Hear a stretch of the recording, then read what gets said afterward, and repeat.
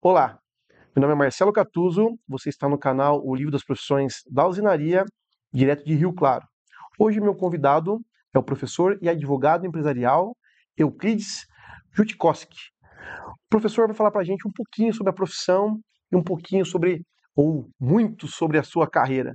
Professor, seja bem-vindo, muito obrigado por estar aqui presente e participar desse canal.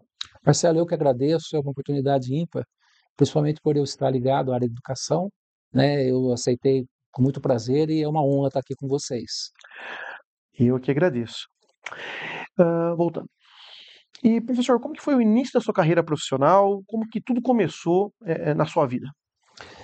Marcelo, a minha primeira formação, as primeiras profissões minhas foi na área contábil. E como contador, eu verificava, era até contabilidade, formado aqui pelo antigo Colégio Bilac, em Bilac. Rio Claro, que eu tive a honra de ser aluno e professor. E na formação e na prática da profissão de contabilidade, eu percebi, né, a falta de conhecimento jurídico. E depois também, na minha época, que tinha escritório de contabilidade, o contador era um pouco meio consultor geral, sabe? Uhum, Os clientes iam lá, eles faziam N perguntas, não só na área contábil, mas também na área de gestão, inclusive na área jurídica, né? Que contador acaba fazendo contratos de constituição. Então eu achei que estava precisando fazer o curso de Direito. E eu acabei fazendo o curso de Direito, né, para completar essa formação minha para trabalhar com as empresas. certo. E além da formação contábil, antes disso, quantos anos o senhor tem de profissão? Eu comecei a atuar na área profissional em 1976, em fevereiro de 76. E são 48 anos como profissional. E além do conhecimento como contabilista ou contador, advogado, quais outras eh, eh, eh, especializações ou formações o senhor tem também? Eu acabei fazendo especialização nas três áreas, na área contábil, na área jurídica e na área de gestão de negócios. Uhum. Eu fiz especialização na área de controladoria e finanças pela FGV, fiz também na FGV planejamento estratégico. No direito, acabei fazendo especialização na área de processo civil, direito financeiro e tributário pela Pucamp, em Campinas, algumas das principais. E acabei fazendo mestrado em direito, em Uhum. políticas públicas aqui na Unimep, e meu doutorado eu acabei fazendo na área tributária constitucional, lá no ITA em Bauru. Bauru é uma instituição diferenciada no Brasil. Para você ter uma ideia, eu tive um dos professores meu, foi o professor que hoje é ministro do STF, professor André Mendonça, Uhum. e outros professores que passaram por lá, em cursos, em palestra, Ricardo Lewandowski, etc. Então, eu acabei fazendo essas formações, né? O ensino, ele nunca termina, né? Nunca termina. Nunca termina. É interessante porque a carreira acadêmica do senhor é muito rica, né? E, é, e dá para perceber que o senhor é apaixonado por isso, né? Porque só quem estuda muito tem que ser apaixonado, não é? Porque é muito tempo dedicado à construção do conhecimento, né? E o senhor leciona também.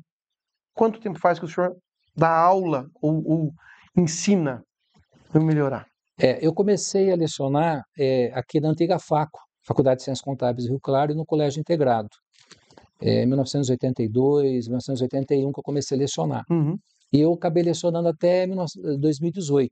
Então aí são, acho que quase 30 anos lecionando. Até esse processo aí pré-pandêmico, né? Começo da pandemia, 2018. Isso, foi antes da pandemia que eu acabei parando para me poder concluir meu doutorado em Direito. E esse processo da pandemia, como é que foi dentro da sua experiência profissional? Como é que foi para o senhor? Bom, as empresas, né, que são nossos clientes, nossos Uhum, principais clientes, tiveram dificuldades porque nós tivemos uma economia que ficou aí marcando passo, né? A gente sabe. Alguns setores tiveram um boom, né? Mas outros setores não. Então nós tivemos dificuldades, principalmente com relação à parte contenciosa, né? Os fóruns, os tribunais suspenderam o prazo, suspenderam os atendimentos. Então nós encontramos uma série de dificuldades nesse período da pandemia, que foi restabelecendo, né, com o tempo. E o que ficou de lição, né, e de uma coisa interessante, são os atendimentos virtuais, uhum. né? Hoje você quase não precisa mais ir no fórum, você pode fazer o famoso balcão virtual, né? Você entra lá no site do tribunal, você escolhe a vara, tudo, o fórum, a vara, e você consegue conversar com o escrevente, né, virtualmente. E também as audiências, né, as audiências virtuais online. Isso facilitou. Uhum. Eu viajava muito para fazer sustentação oral nos tribunais aí pelo país, e hoje você consegue fazer, na grande maioria dos tribunais, você poder fazer a sustentação oral virtual. Virtual. Então você não precisa se deslocar, às vezes perder 2, 3 dias. Você sabe que, por exemplo, a maioria das sustentações são só 5 minutos, Uhum. e às vezes você fica aí 2, 3 dias fora para ir lá e fazer uma sustentação de 5 minutos. Então, tem mais produção, você está dentro do seu escritório, né, no Uhum. conforto do seu escritório, aguardando ser chamado, porque é uma sequência, e isso deixou um legado da pandemia na área profissional do direito, essa situação da audiência virtual. Perfeito. Isso nos ajuda bastante até hoje.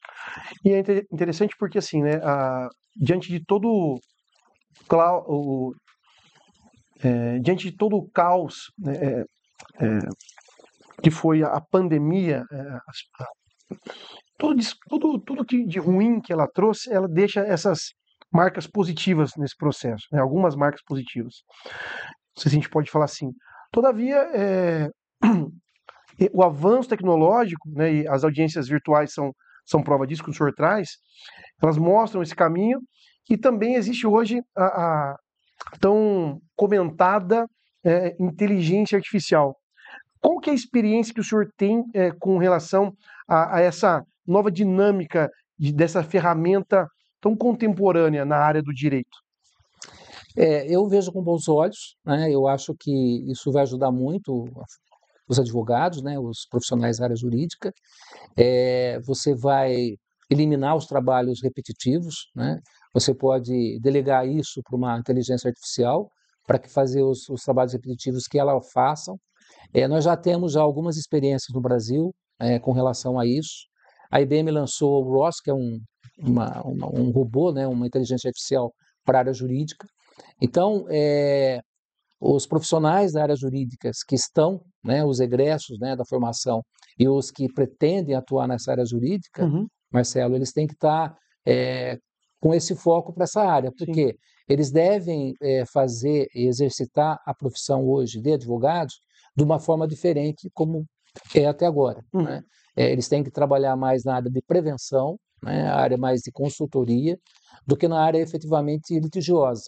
O litígio vai existir, né? No Brasil, de 88 para cá, a judicialização aumentou demais, se usa o judiciário para resolver todos os tipos de questões, né? Uhum. Briga de papagaio, briga de vizinho, né? Então o litigioso não vai deixar de ter, mas a advocacia preventiva, ela é um campo em que você reduz custos, né? Sim. Você reduz, porque nós não sabemos efetivamente qual vai ser o resultado de um processo. Certo. E o resultado do processo, ele nunca é justo integralmente, porque a parte que perdeu, ela vai se achar injustiçada, e a que ganhou vai achar que foi justo. Então, é uma coisa que é quase que entre parênteses. Existe uma probabilidade de êxito, mas não é 100%. Certo. Então, o que a gente sempre orienta é que se faça trabalhos de compliance, né, principalmente na área empresarial, Uhum. se faça auditorias constantes, para se evitar litígios, né, especialmente na área trabalhista, de consumidor e ambiental. Então, as empresas têm que ficar atentas a isso. Mas a inteligência artificial e outras ferramentas que nós temos de automatização do escritório, softwares de controle empresarial, de controle de prazo, softwares de controles, inclusive de sumários de processo para facilitar as audiências, né? Ela veio e eu estou achando que vai ser muito importante para nós. E é interessante todas essas colocações que o senhor traz, porque o senhor vê com bons olhos, né? Muitos profissionais veem a inteligência artificial como até um inimigo, alguém que vai tirar o trabalho, né? E até o senhor trouxe aqui antes o caso dos Estados Unidos, do escritório do banco, que dispensou os advogados. O senhor pode trazer isso com maior autoridade depois. Mas eu acho que hoje a inteligência artificial ela não tem como substituir, pelo menos a curto prazo, o relacionamento humano e essas orientações consultivas que todo relacionamento, autoridade ou a eficiência técnica que um ser humano consegue entregar para outro para auxiliar a tomada de decisão. O senhor vê isso também? Eu vejo que a consultoria, eu acho que vai demorar muito mais, né, Uhum. para que ela vá no ambiente tecnológico, Certo. né, que eu acho que nós vamos depender ainda alguns anos à frente do atendimento humano. Uhum. Essa questão da inteligência artificial, né, essa preocupação, esse receio de que nós vamos ter redução de mão de obra, vai gerar desemprego, é uma visão um pouco relativa. Mesmo porque essa questão de inovação tecnológica, previsões de algumas profissões que vão deixar de existir, elas estão sendo expostas há muito tempo. Sim. Há mais de 20 anos, nós falamos a respeito, né, da velocidade da tecnologia. Se a gente for fazer uma comparação, assim, em time, né, Uhum. eu sou de uma época que nós não tínhamos do PC, Uhum. que foi até no idos de 1982, e depois veio o PC, e depois esse PC foi transformando, e cada vez está mais curto, né, as inovações que vêm vindo. O salto, né? Os Tecnológico. saltos estão cada vez mais curtos. Então, inclusive o tamanho dos componentes eletrônicos cada vez Sim. menores, né, e com capacidade de processamento maior, capacidade de memória maior. Uhum. Eu lembro que quando eu estava numa empresa, que eu era controller, nós tínhamos lá um HD que chamava Winchester de 10 megas, que era uma coisa imensa, né? Hoje você tem 1 tera num pendrive. Então houve uma evolução muito grande. Então as pessoas têm que estar preparadas para, da profissão delas, entender que essa tecnologia veio para ajudar, Uhum. e aqueles que estão vendo o mercado entender que estão sendo criadas novas profissões, né? Perfeito. Em todas as áreas, né? Marketing digital, Perfeito. área de sistema, de engenharia de sistema, né? Área de CRM, de verificar como que eu vejo o comportamento do meu consumidor, né? Então você tem aí algumas profissões que estão se abrindo. E da mesma forma, né, pegando um gancho, da mesma forma que essas novas profissões estão chegando, novas especialidades jurídicas acabam também chegando. Então você tem que, né, essa é a minha percepção, e o senhor pode me ajudar nisso. Um profissional do direito, ele acaba tendo que se especializar muito em determinada área, por exemplo, robótica, que até o robótica ou a própria inteligência artificial, conceitos sobre como isso pode ou não significar um direito de uma propriedade intelectual, né, e se debruçar filosoficamente sobre isso, e também da natureza dos litígios, em áreas agora que são novas, que ninguém nunca trabalhou, nunca pensou sobre isso, o que gera mais oportunidade de trabalho em uma determinada direção. Num contraponto que é necessário continuar se atualizando sempre, né? Então, o link que eu quero finalizar essa etapa é necessário para um advogado ou para qualquer profissional continuar estudando? Com certeza, Marcelo. O ensinamento, né, o conhecimento, eu entendo que é a única forma de libertar as pessoas. Uhum. As pessoas que não têm conhecimento, que não têm esclarecimento, elas acabam de forma inconsciente sendo manipuladas, né? Uhum. Então eu sempre falei para meus alunos, eu falei que conhecimento ninguém te rouba, né? Ninguém te furta, e não tem problema de herança, né? Uhum. Vai contigo embora. Então conhecimento é uma coisa essencial para qualquer área do conhecimento humano. Então, como você falou, né, algumas profissões que estão surgindo, né, em função da parte jurídica mesmo, em relação das inovações, e a evolução humana, né, Uhum. Marcelo? Porque você tem a área de bioética, né? Bioética. A área de manipulação de DNA, Uhum. né? Você tem uma infinidade aí de Nichos bem mais. reprodução in vitro, né? A própria LGPD, né, que não se falava Sim, disso há 10 anos atrás, né? LGPD e outras áreas que está abrindo aí a possibilidade de enfrentamento. Agora, o que a gente não pode se aperceber e deixar para segundo plano, Uhum. a questão do conhecimento geral, né? Perfeito. Então, eu costumo falar que o especialista, ele sabe cada vez menos, né? Cada vez mais ou cada vez menos. Então, o conhecimento geral, os conceitos, você tem que trabalhar e estar sempre estudando, Uhum. né? E você vai especializando. Mas você não pode, vamos supor, eu vou me dedicar só a essa área do direito, né, esquecendo o avanço das outras áreas. Porque o direito é como se fosse uma árvore, Uhum. né? E quando você especializa, você escolhe um dos troncos, né?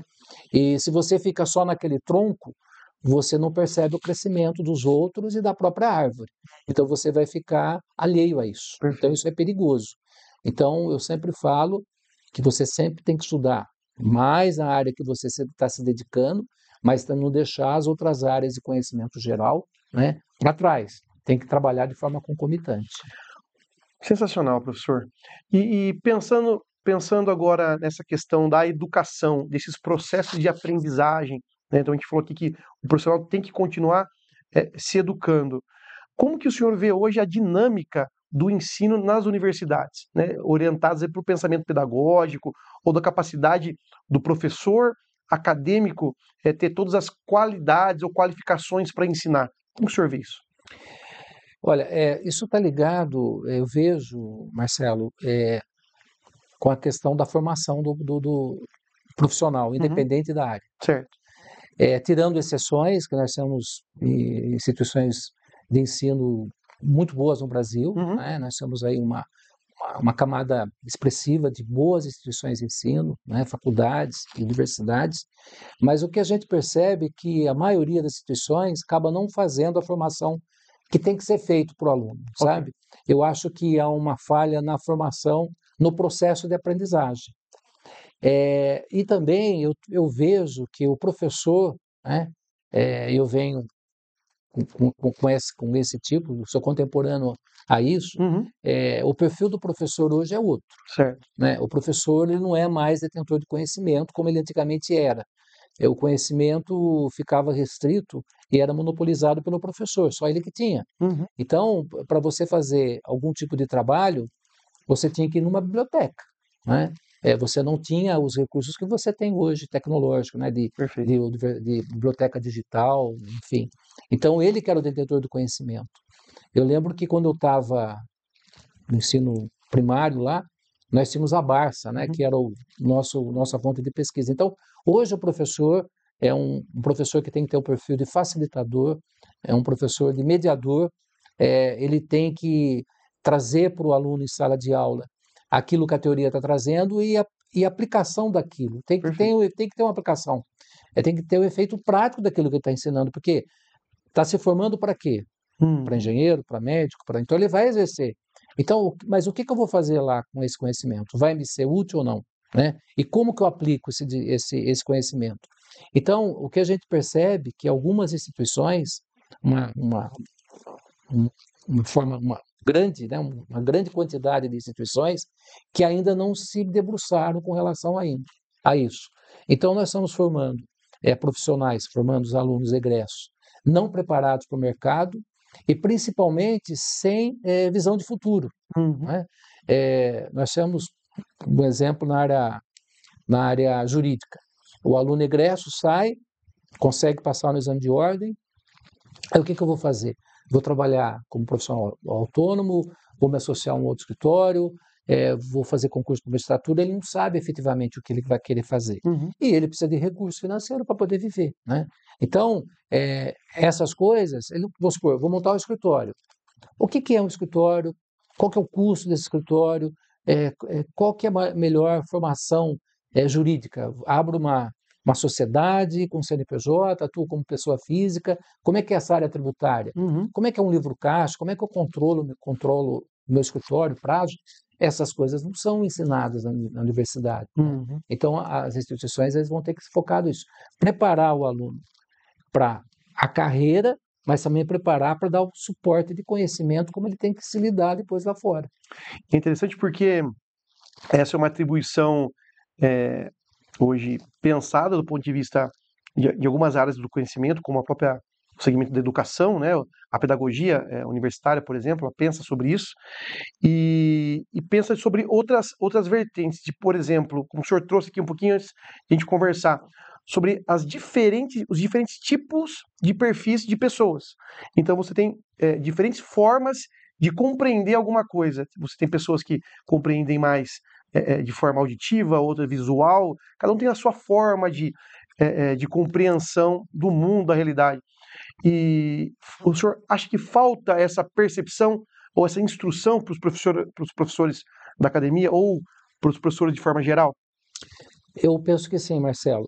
Na verdade, o projeto pedagógico, todos os cursos, né, não só do direito, ele vai trabalhar a metodologia.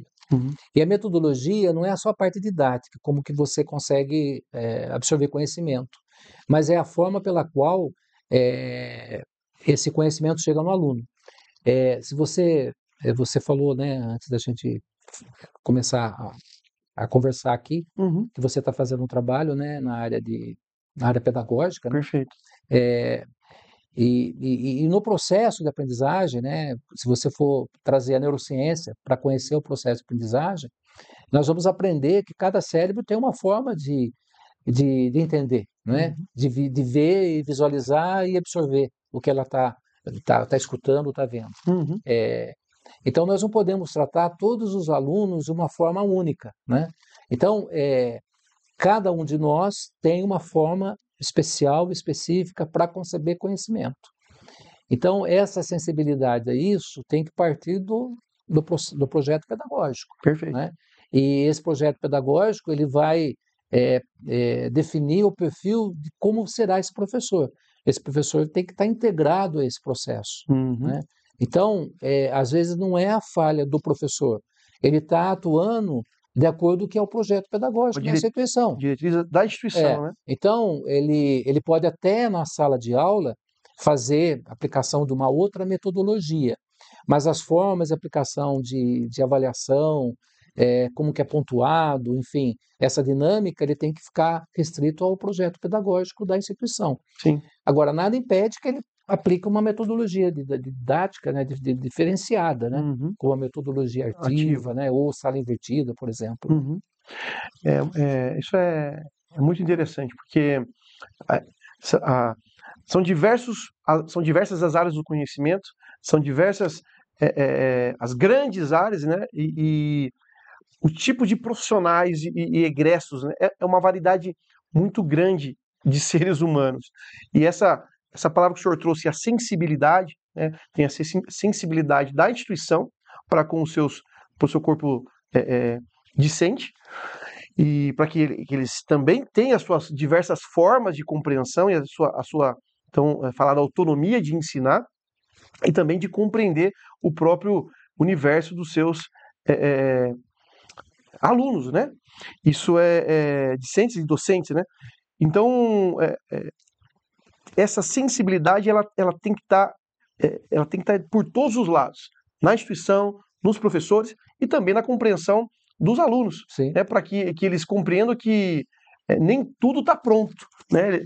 Estão chegando no mundo agora, vamos pensar assim, né? Até 20 anos de vida, tem muita coisa para aprender, né? Ou apreender. E também eles fazem parte do processo de construção do conhecimento. E essa natureza de entender sobre isso vai um tempinho para que essa compreensão de realidade aconteça. Institucional, dos professores e dos alunos, né? É só uma pontuação aqui. E a gente está caminhando para o fim desse bate-papo aqui, sensacional, eu aprendo muito sempre, e hoje é um dia que eu estou aprendendo mais, inclusive. E eu queria perguntar uma coisa importante para o senhor. Diante de toda a carreira do senhor, quais são ou qual é o grande ponto positivo da sua carreira profissional? O que o senhor pessoalmente fala, isso para mim vale a pena ou valeu a pena? Quando nós conseguimos os resultados que os clientes precisam, né? A gente tem uma dificuldade porque na área jurídica a decisão final não é do advogado, principalmente na parte litigiosa. Quando não é a parte litigiosa, a parte de conciliação extrajudicial, talvez mesmo que a gente consiga chegar numa transação, né? Ela nunca é boa 100% para uma parte. Quando você vai transacionar, conciliar, você vai ter que ceder um pouco, outra parte ceder para chegar no denominador. Mas o que me dá mais gratificação é ver o meu cliente satisfeito pelo resultado do nosso trabalho, que é na área preventiva, né, que é na área litigiosa, isso que dá maior satisfação. Em todas as áreas que eu atuei, eu fui CEO de empresas, eu fui superintendente de empresas, fui CEO de algumas empresas em Rio Claro e em outras regiões, e os resultados também, né, das empresas, a melhoria da rentabilidade, né, dos resultados das empresas, que trouxeram uma satisfação para os acionistas, para os investidores, então dá uma satisfação pessoal com relação a isso. Eu só queria voltar um pouquinho, se você me permite, Claro. Marcelo, já estamos chegando no fim, mas a questão da instituição, a questão da mentoria, Uhum. seria uma situação interessantíssima para ser aplicado Ótimo. dentro do ambiente acadêmico. É você estar preparando aquele aluno, você faz uma avaliação inicial do aluno, junto com a área psicopedagógica, com uma equipe multidisciplinar, Uhum. para que você identifique o perfil daquele aluno. E a partir daí, e a partir dos ideais dele, você com essa equipe e com uma mentoria, você acompanhar esse aluno até ele concluir, até ele se bacharelar. Isso é muito importante no processo. É um processo que custa, né? Claro. Que precisa de investimento, mas é um processo que efetivamente você vai trazer satisfação para o aluno. Uhum. O aluno, embora seja aluno, ele também é um cliente atrás de um resultado. Claro, Ele está claro. fazendo a formação. Uhum. E, puxando um pouco a sardinha para o meu lado, Uhum. eu acho que direito tem que ser a formação como pré-requisito para todas as outras áreas, Sensacional. que é de medicina, de engenharia. Eu acho que o direito ele tem uma visão estratégica de amplitude, né, holística, muito interessante. É interessante porque, inclusive, do ponto de vista da filosofia, né,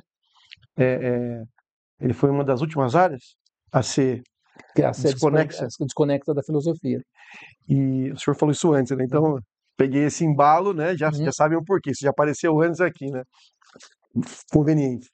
Mas é interessante porque não é só questão de conhecer os próprios direitos, mas principalmente os deveres, né? Como cidadão e como partícipe da sociedade.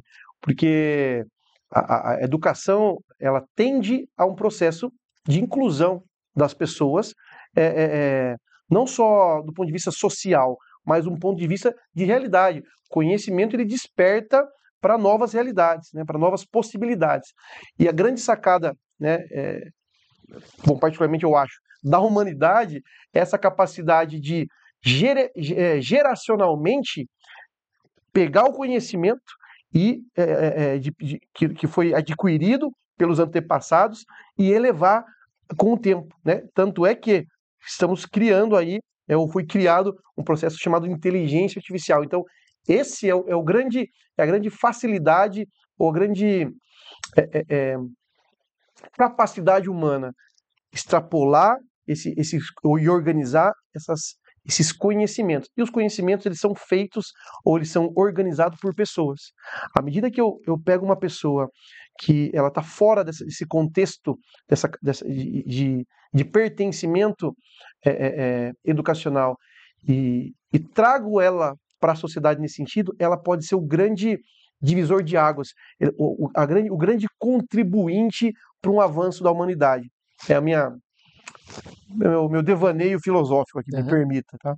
Não, mas eu acho que o caminho é esse. Nós temos uma questão que é, a priori, tem que ser registrada, que é a questão ética. Uhum, claro. A ética tem que estar presente, independente da formação de qualquer um, independente de qualquer pessoa, porque o que é ético é aquilo que eu faço, independentemente se tem câmera me vigiando. Perfeito. Eu faço independente se tem regra jurídica que determina que eu faça. Então, isso é ético. É uma questão complicada, porque a ética é cobertor curto, né? Uhum. A partir do momento que você determina alguns posicionamentos em uma sociedade, você não consegue atender a todos, É né? verdade. Então, se você cobre a cabeça, o pé fica de fora.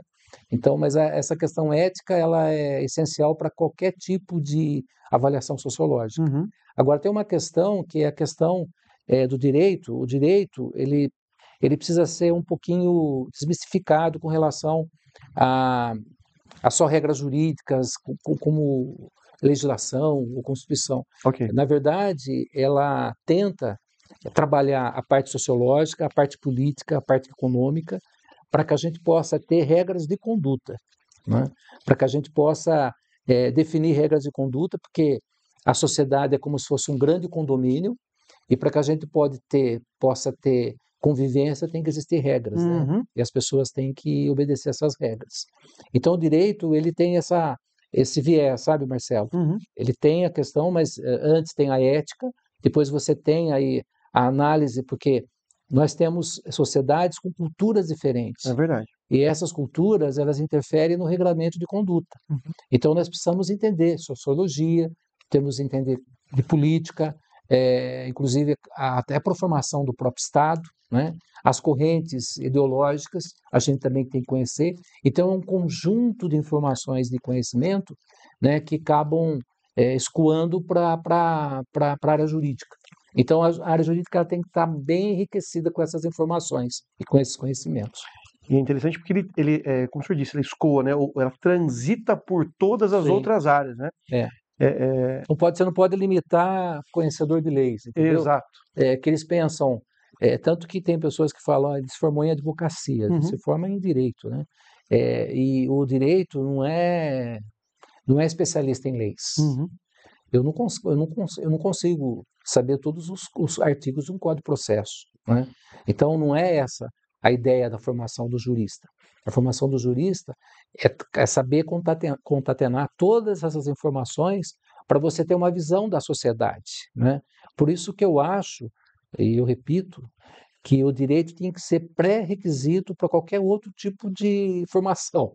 Entendeu por quê? Porque ele possibilita essa visão holística, Uhum. política, econômica, social, né, necessária para você conhecer a sociedade e para que você ingresse, né, colaborando com essa formação e o desenvolvimento da sustentação. Nós saímos da barbárie que nós ganhávamos pela força bélica, Uhum. né, humana, né, Força bruta? força bruta, Uhum. pela argumentação. A democracia e a república, né, ela vem da argumentação. Eu posso não concordar com o que você fala, mas você tem o direito, e eu vou defender esse direito de você falar tudo o que você pensa. Perfeito. Então, essa forma de relação, ela precisava desenvolver cada vez mais. Ainda nós temos sociedades, né, que eu chamo sociedades arcaicas, né? Arcaicas, claro. Ainda que há uma imposição, né, de né, oposição de um grupo que tem que ser daquela filosofia que ele entende. Então, a democracia não cabe nesses espaços. Tem uma questão sociológica também, uma questão de ideologia, é a questão da produção, né? A produção defende que o capitalismo não é o melhor meio de produção que tem, sim o socialismo, mas aí você vai estudar Marx e outros que seguiram a linha dele, né? Marx, felizmente, ele não conseguiu ver os resultados, né, do que ele escreveu do Capital, principalmente da antiga União Soviética. Uhum. Se ele visse o que Stalin fez, né, e outros com relação ao comunismo, ao socialismo, talvez ele não teria fechado como ele fechou essa questão sociológica. Mas eu não conheço, do pouco que eu conheço de estudo, Uhum. algum outro tipo de sistema de produção melhor do que o capitalismo, infelizmente, né? Porque ele não é integrativo, Uhum. as oportunidades não são igualitárias, Claro. então ele tem deficiência, mas dentre os que nós conhecemos, né, do que a gente pesquisou e o pouco que conheço, ainda é o que persiste, é o que vai levar ao desenvolvimento todo, de todas as áreas. A China, que é um país comunista, mas é um capitalista. Lá está sendo desenvolvido, principalmente na área de inteligência artificial, Uhum. Os carros, né, autônomos, eles estão numa tecnologia lá tão avançada que isso é resultado de um investimento capitalista. E isso que o senhor traz é fantástico, porque a universidade, a educação, ela vai permitir que esses diversos partícipes da sociedade defendam as suas ideias, né, com base no conhecimento histórico também, né, com base na realidade, de fato, experimentação empírica, né, da realidade que nos cerca, mas deixando a barbárie de lado, né, a capacidade de retórica, dialética, de discutir as ideias, sim, né, sim. e convergir para que a sociedade evolua sim. de uma forma melhor para todo mundo. Se o capitalismo não é o sistema ideal, ou o socialismo não é o ideal, pelo menos que a gente converse até chegar no modelo ideal, né? Sim, com certeza. Agora, para concluir, se você me permite, Claro, o que nós não podemos nos afastar é a questão da pesquisa. pesquisa. A pesquisa é o que promove o desenvolvimento da ciência. Uhum, Se nós não tivermos pesquisadores, nós vamos só ficar reproduzindo o que foi feito aí. uhum. Então, nós precisamos da pesquisa, precisamos de pesquisadores, precisamos. A academia, que seria um ambiente de pesquisa, infelizmente, os bacharelados não são.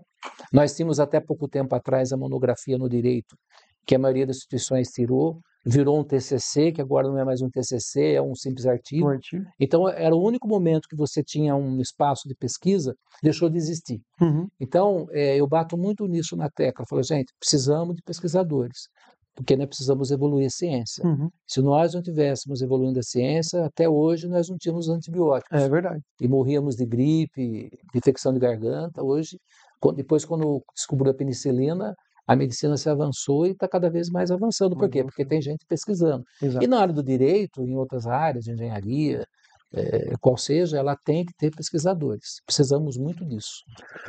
Professor, gostaria de aproveitar, agradecer a participação do senhor, foi, né, fantástico esse bate-papo. E eu gostaria de pedir para o senhor deixar para essa nova geração de profissionais que estão chegando no mercado de trabalho uma dica, um conselho. Qual seria esse grande conselho para essa geração? O que eu traria de conselho, né, para essas pessoas, né, que estão ingressando ou que já estão, né, terminando, concluindo cursos, é que elas façam um planejamento da carreira profissional delas, que efetivamente ficam antenadas, né, o que está acontecendo no mundo lá fora. Eu costumo falar que nós somos no vértice do vulcão. Quando nós pensarmos que nós precisamos mudar, já é tarde, porque as coisas estão acontecendo numa velocidade muito grande. A conexão global hoje, né, a internet, os meios de comunicação, em que você consegue ver o que está acontecendo em tempo real do outro lado do mundo, traz para nós, né, a necessidade de que a gente fique antenado ao tudo que está acontecendo. Então, a mensagem é essa, que faça um planejamento de carreira, que não deixe de verificar o que está acontecendo na área que você vai atuar, verifique, já faça um projeto, olha, vou me formar, o que eu vou fazer, qual área que eu vou atuar, né, o que eu posso fazer de atalho, o que é melhor rendimento, o que não é, qual que são os riscos, porque quando eu lecionava na área de administração, eu costumava falar para os alunos, planejar não é acertar 100%, mas quem planeja erra bem menos, Marcelo. Sensacional, sensacional. Professor, mais uma vez, muito obrigado. Eu que agradeço, Marcelo. É uma satisfação estar aqui. Eu estou à disposição. Precisando, a gente é só chamar. Combinadíssimo. E para você que chegou até aqui, tchau, tchau. E para você que chegou até aqui, esse é o Livro das Profissões 2024. Este livro é uma compilação de mais de 3.000 profissões em 60 grandes áreas do conhecimento. Ele está disponível na versão capa dura, em papel cochê, com imagens ilustradas e coloridas. Ele é um excelente presente para sua mãe, para o seu pai, para aquele filho que está iniciando a carreira profissional ou para aquele amigo que quer mudar de carreira. Você pode adquirir no site da Amazon.com nas versões em inglês e em português. E também no link na descrição abaixo. Garanta já o seu.